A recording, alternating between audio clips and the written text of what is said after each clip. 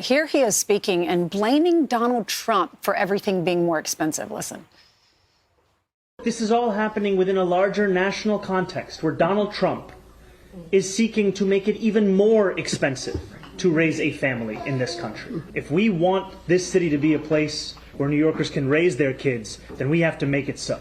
And it is a plan that will be difficult.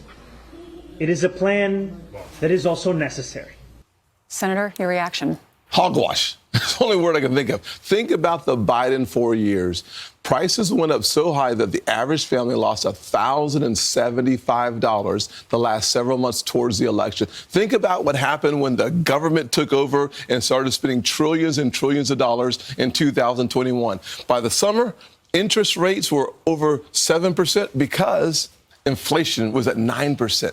The government is not the place you want to buy your groceries, find your health care, or make decisions about who's going to employ you. You want those decisions at your kitchen table. The last thing America needs, and the worst thing for New York City, is socialism. It's been tried all over the world. It failed, and it failed. President Trump did exactly the opposite. He said, I believe in the American people. That's why the Trump tax cuts delivered $6,000 per family. That's why he signed the Opportunity Zone legislation to put more focus on the private sector, not the public sector. That is why we're seeing the kind of investment in our military, on our border walls, because President Trump knows keeping America safe and trusting the American people, it's the way to the best, brightest future possible for the average person in this great country.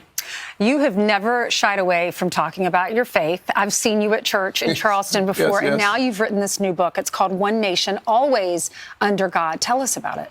It is a way for you, if we're going to see the best future we have to look at those stories of Americans, Christians, who had courage. In the book, you'll find amazing stories about remarkable people who did wonderful things. You know, one of the things that got me in a lot of trouble a couple of years ago, 2021, was when I said, America is not a racist country. I said so because we're not. Why aren't we? First person in the book, Lloyd Garrison. Here's a man who understood taking the reins, fighting against slavery, and delivering people.